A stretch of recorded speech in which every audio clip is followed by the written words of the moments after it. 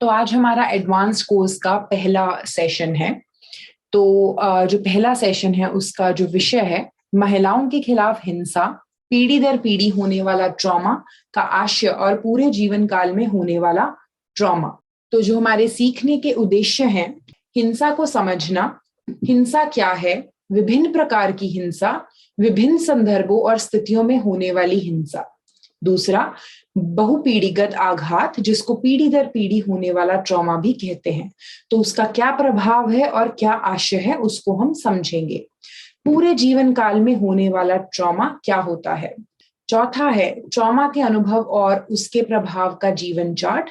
तो life chart कैसे तैयार करेंगे और जीवन के विभिन्न चरणों में हिंसा के अनुभव को समझने के लिए इसका उपयोग कैसे करें। और आखिर में हिंसा का सामना करने वाली महिलाओं के मूल्यांकन और हस्तक्षेप में इस्तेमाल किए जाने वाले व्यापक नैतिक और नारीवादी सिद्धांत। तो आइए समझते हैं कि हिंसा क्या है। जानबूझकर किया गया जो कार्य है वो हिंसा के अंतर्गत कहलाएगा। इसमें उपेक्षा और अभाव शामिल हैं। इसके अक्सर निम्नलिखित क्षेत्रों में आजीवन परिणाम होते हैं, जैसे कि शारीरिक और मानसिक स्वास्थ्य पर, सामाजिक और कामकाज के संबंधी, और आर्थिक और सामाजिक विकास के ऊपर। अब बात करेंगे हिंसा की व्याख्या के बारे में। आप देख सकते हैं कि जो हिंसा है वो 4 रूप से हो सकती है। स्वयं निर्देशित, पारस्परिक, समुदाय और सामूहिक। अगर हम स्वयं निर्देशित हिंसा के बारे में बात करेंगे तो उसको अंग्रेजी में सेल्फ डायरेक्टेड वायलेंस बोलेंगे, कि महिला या कोई भी व्यक्ति जो अपने ऊपर हिंसा करता है। पारस्परिक हिंसा है इंटरपर्सनल वायलेंस, जब 2 व्यक्तियों के बीच में जो एक दूसरे को जानते हैं, जब उनके बीच में हिंसा होती है तो उसको पारस्परिक हिंसा बोलेंगे।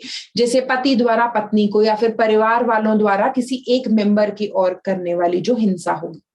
तीसरी है समुदाय हिंसा। तो समुदाय हिंसा क्या है कि जब व्यक्ति शायद एक दूसरे को नहीं जानते हैं, कम्युनिटी में जो हिंसा होती है, लेकिन जैसे महिलाओं के ऊपर एसिड अटैक होना, किसी महिला के साथ छेड़छाड़ करना, किसी व्यक्ति द्वारा किसी का असॉल्ट कर देना, वो समुदाय हिंसा में आएगा। सामूहिक जो हिंसा है, जो कलेक्टिव वायलेंस है, वो हो सकती है कोई एक कम्युनिटी के द्वारा, एक ग्रुप के द्वारा जब दूसरे व्यक्ति के ऊपर या फिर दूसरे ग्रुप के ऊपर जो हिंसा होती है उसको सामूहिक हिंसा बोल सकते हैं। जो धर्म के आधारित भी हो सकती है, या फिर आपसी जो झगड़े हो सकते हैं 2 पॉलिटिकल पार्टीज के अंतर्गत, वो सामूहिक हिंसा के अंतर्गत आएंगे। अभी बात करते हैं कि हिंसा के क्या क्या प्रकार हैं। शारीरिक हिंसा, यौन हिंसा, मनोवैज्ञानिक और भावनात्मक हिंसा, नियंत्रण और जबरदस्ती करना, पीछा करना और साइबर माध्यम से पीछा करना। आइए समझते हैं कि शारीरिक हिंसा क्या है। तो यहाँ पर जानबूझकर शारीरिक बल का उपयोग करना आता है, जैसे कि नुकसान पहुंचाना, किसी की मृत्यु कर देना, विकलांगता, चोट या नुकसान की संभावना का होना। यह किसी व्यक्ति या हथियार, ये किसी वस्तु या हथियार के उपयोग से किया जा सकता है, या किसी अन्य व्यक्ति के खिलाफ उससे जबरदस्ती या किसी के प्रति शरीर, आकार या ताकत का उपयोग किया जाना शारीरिक हिंसा के अंतर्गत आएगा। अभी बात करेंगे यौन हिंसा के बारे में। किसी भी प्रकार की यौन क्रिया करने का प्रयास या अवांछित यौन टिप्पणी हो सकता है। किसी भी व्यक्ति द्वारा पीड़ित के साथ उसके संबंध की परवाह किए बिना किया गया यौन उत्पीड़न। यह घर या फिर काम संबंधी किसी भी सेटिंग में हो सकता है।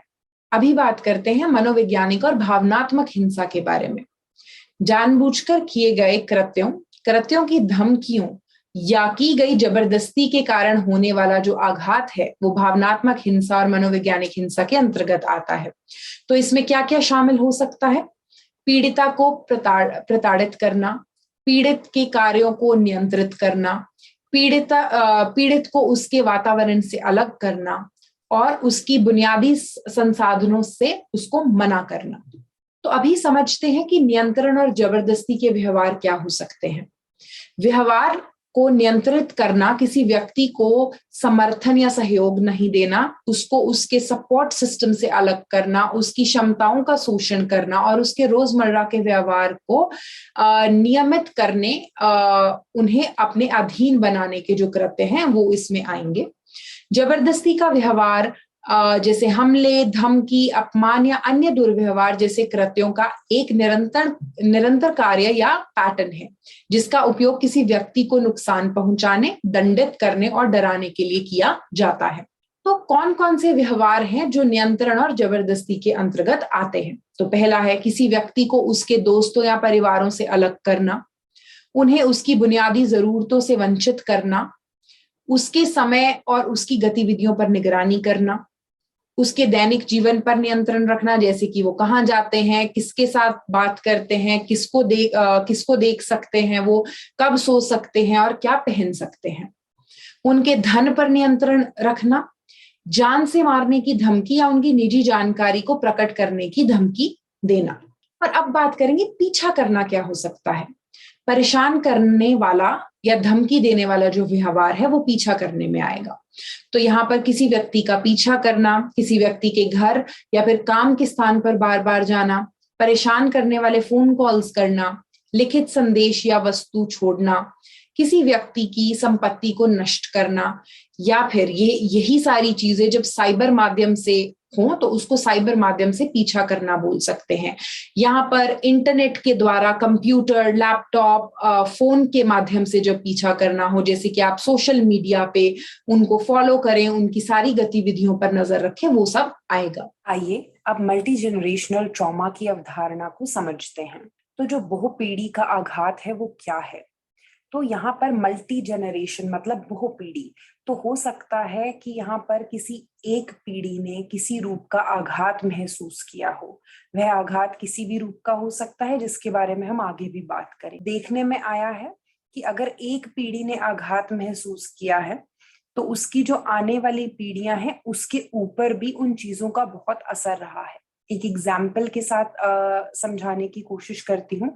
जब पार्टीशन हुआ था पाकिस्तान और इंडिया का, तो उस समय पर जिस रूप का आघात लोगों ने महसूस किया था, तो जिन लोगों के साथ पार्टीशन में जो कुछ हुआ था सिर्फ आघात उन्हीं तक सीमित नहीं था, उनकी आगे की 2 जनरेशन्स 3 जनरेशन्स में भी उसका प्रभाव देखने को मिलता है। और ये प्रभाव मानसिक रूप से, भावनात्मक रूप से, शारीरिक रूप से देखने को मिल सकता है। तो यहाँ पर वह आघात जो उन पीड़ितों की जिनके साथ ट्रॉमा हुआ है कि आगे आने वाली पीढ़ियों को प्रभावित करता चला जाता हो, उसको हम मल्टी जनरेशनल ट्रॉमा बोलेंगे।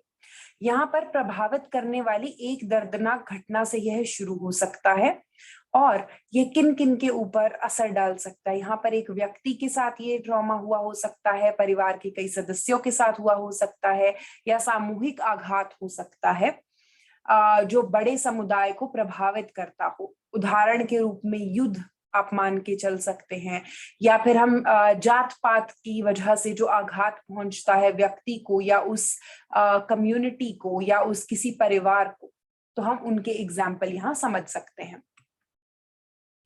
तो अगर हम बात करते हैं इस आघात की, बहुपीढ़ी आघात की, तो एक व्यक्ति के ऊपर इसका किस रूप से असर होता है? लगातार क्रोध का बने रहना, भय, चिंता या खराब मूड जैसी भावनाओं का पैदा होना, आत्मसम्मान में व्यक्ति की सेल्फ स्टीम में कमी का होना, सामाजिक अलगाव और अकेलापन महसूस करना, और सामाजिक और कामकाज में दक्षता की कमी होना। जब परिवार के बारे में बात करते हैं तो परिवार के लेवल पर किस रूप से असर हो सकता है?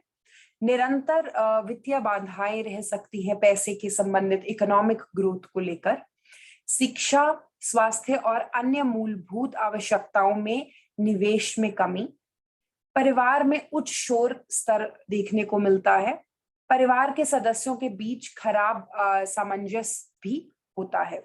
अगर हम समुदाय की बात करें तो प्रतिबंधित आर्थिक विकास में कमी देख सकते हैं, व्यापक हिंसा और अभाव भी हो सकता है।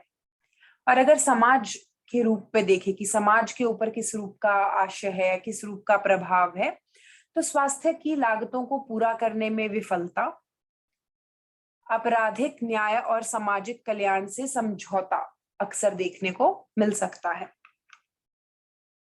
और अगर हम देश के माध्यम से इसको समझने की कोशिश करें तो जिस देश में इस रूप से कोई घटना घटी हो, जैसे कि हमने बात किया कोई नेचुरल कैलामिटी जैसे कि अर्थक्वेक आ गया हो, सुनामी आ गई हो, या फिर वॉर हुई हो, युद्ध हुआ हो, पार्टीशन हुआ हो, तो उस देश के ऊपर किस रूप का प्रभाव हो सकता है?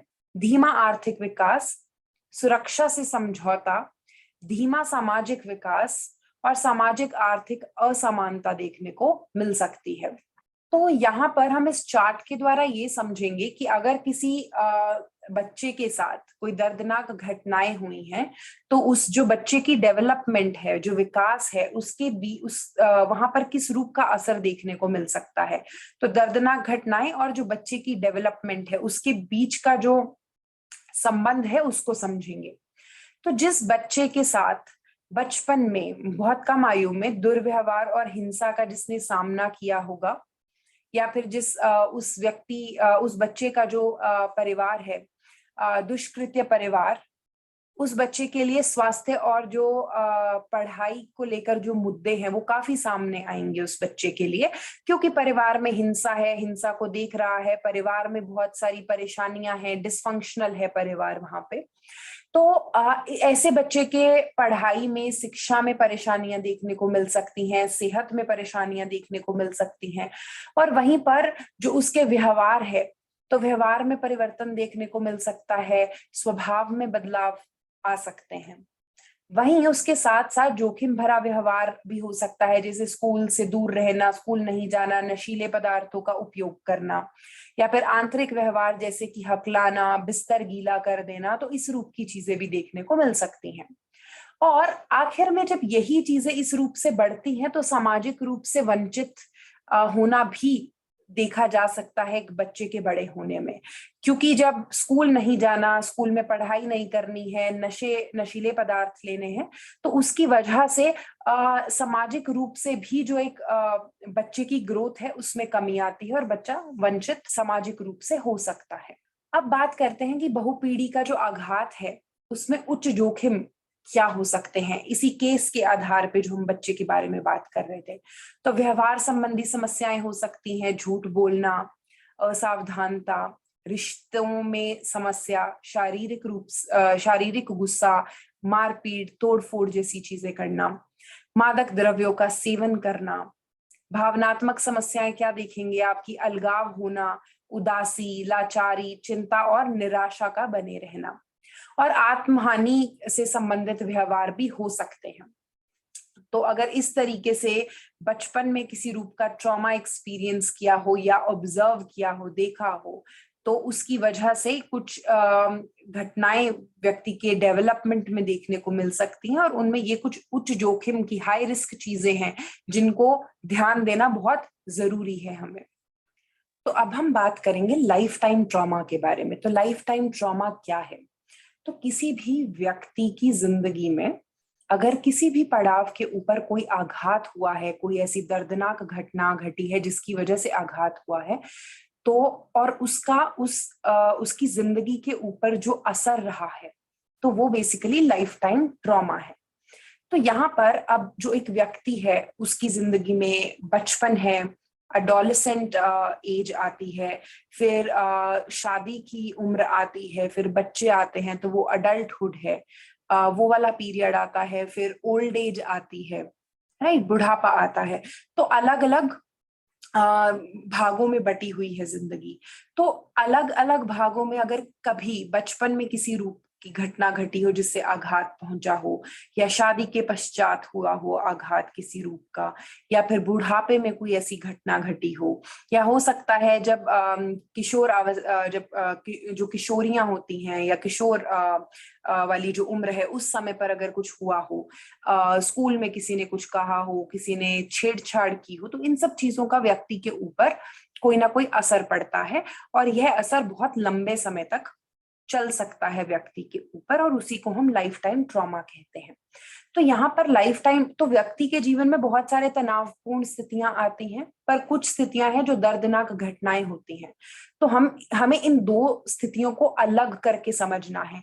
क्या व्यक्ति के साथ जो हुआ वो दर्दनाक घटना माने आघात पहुंचाने वाली घटना थी, या फिर सिर्फ तनावपूर्ण स्थिति थी, क्योंकि तनावपूर्ण स्थितियां आती ही रहती हैं जिंदगी में। तो अगर वो दर्दनाक घटना थी तो उसका किस रूप से असर हुआ वो हमें समझना है। तो कैसी हो सकती हैं वो दर्दनाक घटनाएं? यौन और शारीरिक शोषण, एक हिंसक अपराध के साक्षी होना, माता पिता या फिर करीब लोगों को समय से पहले खो देना, गंभीर भावनात्मक दुर्व्यवहार और उपेक्षा, धमकाए जाना, लैंगिकता के कारण होने वाला नुकसान, किसी भी शारीरिक विकृति की उपस्थिति, भावनात्मक समर्थन आघात के प्रभावों को दूर करता है। तो लाइफ टाइम ट्रॉमा का अनुभव क्या है? गंभीर आघात प्रभाव, आपको फ्लैशबैक्स देखने को मिल सकते हैं कि जब आपके साथ आघात हुआ था और अभी चाहे उसको महीना हो गया है, 6 महीना, 1 साल, 2 साल, उसके बाद भी आपको ऐसा लगता है जैसे आप उस चीज को दोबारा से जी रहे हो और उसको महसूस कर रहे हो। गंभीर मानसिक विकारों के लिए गलत निदान। तो बहुत बार क्या होता है, कई बार आघात पहुंचने की वजह से हमारे व्यवहार में, मन में बहुत सारे बदलाव आते हैं और उसको कोई गलत डायग्नोसिस दे दिया जाता है, कोई मानसिक बीमारी समझ लिया जाता है कहीं बार। जीवन संतुष्टि में कमी का होना, दुर्व्यवहार के अंतर्निहित मुद्दों की उनको अनदेखा किया जाना, जोखिम से निपटने के गलत तरीके जैसे कि नशे का प्रयोग करना शुरू कर देना, अधिक आघात का अनुभव करने के लिए अधिक तैयार रहना। तो अब हम बात करेंगे कि जो ये ट्रॉमा साइकिल है, जो आघात का चक्र है, उसको प्रभावित करने वाले क्या क्या कारण हैं। तो पहला है कि एक दर्दनाक घटना के बारे में अनसुलझे संघर्ष, भावनाएं और विचार। तो आपकी जिंदगी में कुछ ऐसी घटनाएं घटी हैं जिसको आप रिजॉल्व नहीं कर पाए हो, जिसको आप सुलझा नहीं पाए हो, और वो आपकी जिंदगी में भावनाओं में, विचारों में उनके साथ संघर्ष बना हुआ है। दूसरा, व्यवहार के नकारात्मक दोहराए गए पैटर्न, जैसे कि निरंतर हिंसा का होते रहना। अब किसी व्यक्ति की जिंदगी में बार बार हिंसा हो रही है, किसी महिला के घर पे हिंसा रुक ही नहीं रही है, कभी पति के द्वारा, कभी परिवार के द्वारा, तो वो भी इसको कंट्रीब्यूट करता है।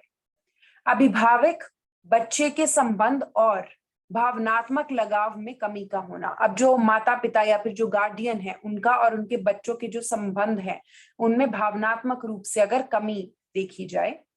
मादक द्रव्यों के सेवन से होने वाली गंभीर मानसिक बीमारियों का अनुचित या खराब इलाज। जटिल व्यक्तित्व लक्षण या फिर व्यक्तित्व विकार। अब अगर हम बात करते हैं तो हर व्यक्ति का एक स्वभाव होता है। अब जो अगर स्वभाव है तो आमतौर पर हम सभी का कुछ ना कुछ रूप का स्वभाव है, लेकिन कुछ लोगों का जो स्वभाव होता है उसमें कुछ चीजें ज्यादा देखने को मिलती हैं, जैसे गुस्सा, शक करना, बहुत जल्दी घबरा जाना, अपनी समस्याओं को सही रूप से हैंडल नहीं कर पाना, क्योंकि हर व्यक्ति नहीं होता जो अपनी समस्याओं को सही रूप से हैंडल नहीं कर सकता, लेकिन कुछ व्यक्ति हैं जिनको स्ट्रेसफुल सिचुएशंस को, तनावपूर्ण स्थितियों को डील करने में समस्या आती है, या बहुत जल्दी घबरा जाते हैं, या फिर बहुत जल्दी गुस्सा आ जाता है, बहुत जल्दी आपा खो बैठते हैं। तो ऐसी जो व्यक्ति हैं वहां पर भी आप देख सकते हैं कि उसको जो आघात का जो चक्र है, उसको यह एक कारक है जो प्रभावित करता रहता है। तो यहाँ पर अब हम बात करेंगे कि जो ये हम लाइफ टाइम ट्रॉमा की बात कर रहे हैं, राइट, तो हम किसी व्यक्ति का लाइफ टाइम ट्रॉमा कैसे समझ सकते हैं। तो उसके लिए हम आपको अगली स्लाइड में एक चार्ट दिखाएंगे कि अगर आपके पास कोई महिला आती है मदद के लिए, तो आप उसकी जिंदगी का लाइफ चार्ट बना के कैसे समझ सकते हो कि कौन सा ऐसा इवेंट हुआ, कौन सी ऐसी स्थिति हुई उसकी जिंदगी में जिसकी वजह से ऐसे परेशानियां बढ़ गई हैं, राइट। तो यहाँ पर आप देख सकते हैं हिंसा के लिए हमने एक जीवन चार्ट बनाया है।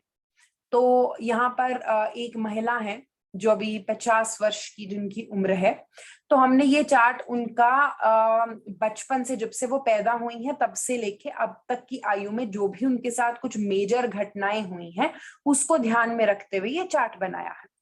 तो अगर आप देखते हैं कि जब बच्ची पैदा हुई थी तो उस समय पर जो परिवार अच्छा नहीं था, प्यार रहित घर मिला उनको। फिर 8-9 वर्ष की आयु के आसपास उनके साथ यौन शोषण की घटना घटी। फिर अराउंड 11-12 साल की आयु की तरफ व्यवहार समस्याएं देखने को मिली, आत्महत्या करने की कोशिश करी गई बच्ची द्वारा। फिर 16-17 उम्र के और बच्ची के साथ यौन शोषण की घटना हुई और वहां पर प्रेगनेंसी हो गई, और प्रेग्नेंट होने के बाद वो मिसकैरेज भी हो गया, गर्भपात हुआ। तो उसके बाद हम देखते हैं कि महिला की शादी हुई है और 24-25 वर्ष की आयु की और पति के द्वारा इंटीमेट पार्टनर वायलेंस, तो हिंसा होती है पति के द्वारा महिला के साथ। और उसी समय पे अगर आप नीचे को एरो देखेंगे तो हमें ये भी दिखाई देता है कि महिला को HIV की समस्या भी हो गई है। और उसके बाद हम देखते हैं IPV है, इंटीमेट पार्टनर वायलेंस है। और उसके बाद हम 30 वर्ष से पहले देखते हैं कि महिला को अवसाद माने डिप्रेशन भी हुआ। और 30 वर्ष के बाद महिला बेघर हो गई, तो उनको घर से निकाल दिया गया। और उसके कुछ समय के बाद, 1-2 साल के बाद, महिला को PTSD नाम का जो डायग्नोसिस है वो भी मिला, बीमारी मिली। उसके बाद हम देखते हैं 35 वर्ष की आयु के बाद डकैती की घटना होना उनकी जिंदगी में। फिर 40 वर्ष के बाद पति के घर वापस चले जाना और घरेलू हिंसा का फिर से चालू हो जाना। तो इस रूप से हम देख सकते हैं कि महिला की जो एक पूरी जिंदगी है, हम चार्ट के रूप से समझ सकते हैं कि कितने स्ट्रेसफुल इवेंट आए हैं, कितने कुछ दुर्घटनाएं घटी हैं जिसकी वजह से उनके जीवन पे उसका गहरा असर पड़ा है। तो यहाँ पर आप साइड पे देखेंगे तो यहाँ पे सिग्नल इवेंट लिखा है। तो ये सिग्नल इवेंट क्या है? अगर आप कभी महिला से पूछेंगे कि आपकी जिंदगी में ऐसा क्या हुआ जिसके बाद ऐसे परेशानियां शुरू हुई हैं, तो महिला बता सकती है कि मेरी जिंदगी में शायद जब मेरे साथ एक घटना हुई थी, मानिए कि यौन शोषण हुआ था, उसके बाद से परेशानियां खत्म ही नहीं हुई हैं और प्रॉब्लम्स बढ़ती ही गई हैं। तो जीवन की वह घटनाएं जिन्हें प्रतिभागी ने भविष्य के व्यवहारों, घटनाओं आदि में भूमिका निभाने के रूप में उजागर किया है, तो वो कुछ सिग्नल इवेंट है। तो आप महिलाओं से उसके बारे में भी पूछ सकते हैं। तो अब हम बात करेंगे कि आकलन और हस्तक्षेप के नारीवादी सिद्धांत क्या हैं। तो उससे पहले ये जानना बहुत जरूरी है कि नारीवाद है क्या। तो नारीवाद सभी लिंगों के समान अधिकार और उनके समान अवसर होने के बारे में है। तो जैसे कि हम देखते हैं कि महिलाओं के साथ हिंसा होती है और आप काम करते हैं उन महिलाओं के साथ जिनके साथ हिंसा हुई, उनको नुकसान पहुंचा या फिर उनको सही पूरे अधिकार नहीं है जो आम रूप से समाज में ऑलरेडी हैं। तो ये जेंडर बेस्ड वायलेंस की वजह से है। यहाँ पर जेंडर क्या है, लिंग आधारित क्या है, क्योंकि यहाँ पर एक लिंग के साथ, जो महिला लिंग है उसके साथ हिंसा हो रही है। तो इस हिंसा को या फिर जो ये लिंग के वजह से जो असमानता है उसको डील करने के लिए एक आइडियोलॉजी आई है जिसको बोलते हैं फेमिनिज्म, आपने सुना होगा, या फिर नारीवाद। तो यहाँ पर जो नारीवाद है वो ये कहता है, जो लोग नारीवाद को फॉलो करते हैं वो ये कहते हैं कि यहाँ पर ना तो पुरुष ऊपर है ना महिला ऊपर है। वो बात करते हैं बराबरी की, महिला और पुरुष के अंदर बराबरी की बात करते हैं। तो जिन महिलाओं के साथ हिंसा होती है उनका आप आकलन इस नारीवाद विचारधारा के हिसाब से कैसे करेंगे और उनको हस्तक्षेप कैसे नारीवाद सिद्धांत के हिसाब से आप प्रदान करेंगे, हम उसके बारे में यहाँ पर बात करेंगे। तो यहाँ पर हम देखेंगे कि जो नारीवाद है वो सभी लिंगों की समानता के बारे में है और उनको समान अवसर प्रदान करने के बारे में है। यह विविध महिलाओं के अनुभवों, पहचान, ज्ञान और शक्तियों का सम्मान करने और सभी महिलाओं को उनके पूर्ण अधिकारों का एहसास कराने के लिए सशक्त बनाने और प्रयास करने के बारे में है। तो अभी समझते हैं कि जो नारीवाद मनोविज्ञान है वो क्या है, फेमिनिस्ट साइकोलॉजी क्या है। तो नारीवाद मनोविज्ञान लिंग श्रेणियों और सेक्सुअलिटी से संबंधित मनोविज्ञान का एक उपक्षेत्र है। नारीवाद मनोविज्ञान उन सभी ऐतिहासिक मनोवैज्ञानिक अनुसाधनाओं की आलोचना करता है जो पुरुष दृष्टिकोण से किया जाता है और जो दशा है कि पुरुष महिलाओं की तुलना में आदर्श और श्रेष्ठ हैं। तो यहाँ पे हम पुरुषों के हिसाब से, जो पुरुष प्रधान समाज है, हम भी उसी समाज का हिस्सा है, हमारा भी सोचना बहुत सारी चीजों में उसी रूप का है, पर क्योंकि हम महिलाओं के साथ काम कर रहे हैं तो हमें फेमिनिस्ट माने कि नारीवाद सोच के हिसाब से उनकी मदद करनी है, क्योंकि वो हिंसा का शिकार है यहाँ पर। तो जो हम अक्सर रूप से चीजें देखते हैं कि पुरुष दृष्टिकोण से हैं, उसके बजाय हम महिलाओं के पर्सपेक्टिव से, महिलाओं की ओर से चीजों को देखने और समझने की कोशिश करेंगे। तो यहाँ पर मैं आपको बताऊंगी कि ये जो नारीवाद है, इसकी लहर कब से शुरू हुई और किस तरीके से इसमें बदलाव आए हैं। तो 18वीं सदी से ये नारीवाद का जो लहर है वो शुरू हुआ था। तो यह शुरू हुआ था जब महिलाओं को वोट डालने का हक नहीं था, उनकी सुनवाई नहीं होती थी किसी भी रूप की, तो वहां से ये सारी बातें शुरू हुई थी। या फिर प्रजन अधिकार की जो मांग थी वो करी गई थी उस समय पे, तो महिलाओं को राइट टू वोट मिला, राइट टू रिप्रोडक्शन का जो राइट है उसके बारे में बात हुआ। फिर उसके बाद हम देखते हैं आने वाले कुछ समय में जो कुछ चीजें देखी गई कि जो कामकाज की जगहें हैं वहां पर पुरुष लोग ज्यादा काम करते हैं, महिलाएं काम नहीं करती हैं, उनको सैलरी बराबर नहीं दिया जाता था, उनके वर्क टाइमिंग्स अलग होते थे। तो वहां पर भी बहुत सारा डिस्क्रिमिनेशन है, भेदभाव है, वो भी देखा जाता था, वो जेंडर के आधार पे था, लिंग के आधार पे। फिर उसके बाद इन सब चीजों का बहुत विद्रोह होना शुरू हुआ। इसके ऊपर काम किया गया, कहाँ कैसे बराबर ये सारी चीजें बराबर रूप से लेके आए, ताकि कामकाज पर, परिवारों में जो इस तरीके से भेदभाव होता है वो ना हो। यहाँ पर हमने ये भी देखा कि फिर आने वाले जो तीसरी लहर थी उसमें नारीवाद की ये भी बात किया गया कि परिवार में जो महिलाओं का एक रोल है वो सिर्फ खाना बनाने तक, बच्चों की देखभाल करने तक ही सीमित था। तो उसमें भी बदलाव आया कि उनका रोल सिर्फ यही नहीं है जो पहले से तय हो गया है पितृसत्तात्मक सोसाइटी के अंदर, उसमें भी बदलाव आया। और अभी जो लहर चल रही है उसके अंतर्गत वुमेन एम्पावरमेंट वो एरिया है जहां पर काम हो रहा है नारीवाद की लहर के अंतर्गत। अभी बात करते हैं कि जो असेसमेंट है, आकलन करना है, वो नारीवादी सिद्धांतों से कैसे किया जा सकता है। तो देखिए, पहले क्या था कि जो महिलाओं के खिलाफ हिंसा हो रही थी उसको हम सिर्फ एक पारिवारिक मुद्दा मानकर चल रहे थे। तो परिवार का मुद्दा है, परिवार में परेशानी है तो उसको हैंडल करना है। उसके बाद कुछ समय के बाद इसको देखा गया कि ये जो पितृसत्ता है उसके प्रभाव और महिलाओं के खिलाफ हिंसा में इसकी भूमिका क्या है उसको समझा गया। जो पितृसत्तात्मक विचार है, पितृसत्ता है, पेट्रियार्की है, उसको समझा। लेकिन अब एक बात समझ में आई है कि ना तो ये सिर्फ पितृसत्ता है, ना ही ये सिर्फ परिवार का इशू है, प्रॉब्लम है, बल्कि जो ये हिंसा है ये एक सामाजिक परेशानी है। तो महिलाओं के खिलाफ हिंसा को ना केवल परिवार की स्थिति बल्कि समाज के लिए समस्या के रूप में समझा गया।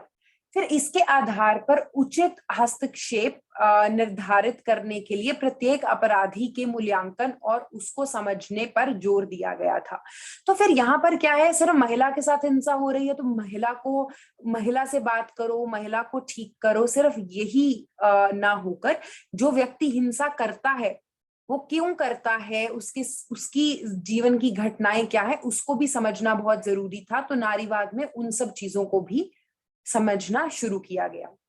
साथ ही महिलाओं के खिलाफ हिंसा को समझना, आकलन करने और हस्तक्षेप के लिए ऐतिहासिक जड़ों और संस्कृति आधारों को भी नोट करना जरूरी समझा।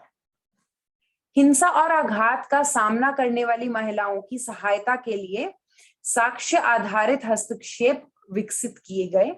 इसका उद्देश्य महिलाओं के खिलाफ हिंसा से ठीक से निपटने के लिए एक दमन विरोधी, शक्ति संतुलित और सामाजिक रूप से न्याय संगत वातावरण बनाना है।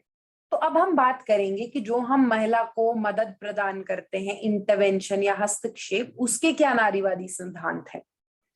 तो आलोचनात्मक समझ की आवश्यकता है, जैसे कि इस विचार को समझना कि महिला की व्यक्तिगत समस्याएं पितृसत्ता और लिंग असमानता के सामाजिक, राजनीतिक और संबंध में उत्पन्न होती हैं। तो वो अपने आप से महिला की समस्याएं उत्पन्न नहीं हो रही हैं, हिंसा, बल्कि ये पितृसत्ता, लिंग असमानता, सामाजिक और राजनीतिक जो संबंध है, उनकी वजह से ये चीज उत्पन्न हो रही है। तो इसको ध्यान में रखना है उनकी मदद करते समय। हस्तक्षेप का लक्ष्य ना केवल व्यक्ति की समस्याओं का समाधान करना है, बल्कि समाज पर सकारात्मक प्रभाव डालना है। तो यहाँ पर सिर्फ हम एक व्यक्ति की मदद नहीं कर रहे हैं, यहाँ पर जरूरी है कि हम ओवरऑल जो महिलाएं हैं जिनके साथ इस रूप से हिंसा हो रही है, हम उसके ऊपर कैसे प्रभाव डाल सकते हैं, कैसे मदद कर सकते हैं। जो नारीवादी सिद्धांत है वो उसके बारे में बात करते हैं। यह संबंध प्रामाणिकता, पारस्परिकता और सम्मान पर आधारित है। यहाँ पर हमने देखना है कि जो शक्ति आधारित दृष्टिकोण है उसके ऊपर जोर देना है, स्ट्रेंथ बेस्ड पर्सपेक्टिव। तो जैसे आघात के लक्षणों को उनसे लड़ने की रणनीतियों के रूप में फिर से तैयार करना और व्यक्ति को विकृत करने के बजाय मानसिक स्वास्थ्य के मुद्दों से निपटना। तो जो महिला की जो स्ट्रेंथ है, जो उनकी शक्ति आधारित जो हमारा दृष्टिकोण है, उसको ध्यान में रखते हुए हम महिला की मदद करेंगे। क्या महिला की स्ट्रेंथ है, महिला क्या कर सकती है, ये सब चीजें होने के बावजूद, तो उस रूप से हम यहाँ पर महिला की मदद करेंगे, ना कि उसको हम कि हिंसा की वजह से जो बीमारी हो गई है तो सिर्फ उसी के ऊपर उसी को सिर्फ ठीक करने नहीं लगेंगे। तो हिंसा के आकलन से परामर्शदाताओं को यह समझने में मदद मिलती है। तो जब आप हिंसा का आकलन करेंगे तो आप क्या क्या चीजें समझ पाएंगे महिलाओं के बारे में, समस्या की गहराई कितनी है, जोखिम कारकों की पहचान कर पाएंगे आप, रिस्क फैक्टर्स की, राइट। आप उचित परामर्श योजना तैयार कर सकते हैं, जोखिम कम कैसे करना है, सेफ्टी कैसे प्रोवाइड करनी है, आपको वो बेटर रूप से समझ आ सकता है। सेवाएं देने वाली जो एजेंसीज को टूल प्रदान करना, उसमें भी मदद मिल सकती है। जो परामर्श देते समय ध्यान में रखने वाली कुछ बुनियादी नारीवादी सिद्धांत क्या है। तो बहुत सारा हमने थ्योरी के रूप में समझ लिया है, लेकिन अब काम की बात, आप कैसे उसको अप्लाई करेंगे, आपको कौन सी ऐसी चीजें हैं जो आपको ध्यान में रखनी बहुत जरूरी है। कि एक महिला के अनुभव पर भरोसा करें। जब महिला आकर अपनी परेशानी को बताती हैं तो उनके अनुभव पर भरोसा करना बहुत जरूरी है। महिला पीड़ित उस हिंसा के लिए दोषी नहीं है जिसका वह अनुभव करती है। तो जो हिंसा उसके साथ हो रही है उसके लिए वो रिस्पॉन्सिबल नहीं है। तो इस बात का ध्यान रखना, जब हम उनसे बात करें तो हम उन्हीं को ब्लेम ना करें। काउंसलिंग का मतलब सलाह देना नहीं, बल्कि महिलाओं के आत्मनिर्णय पर भरोसा करना है। तो महिला को अपना फैसला लेने दें, जो भी वो फैसला लेती है, चाहे आपको वो सही लगे या गलत, आपको महिला के साथ कैसे सपोर्ट बना के रखनी है, उनको कैसे आगे बढ़ने में मदद करनी है, वो आपका यहाँ पर एक नारीवादी सिद्धांत है जो आपको ध्यान में रखना है।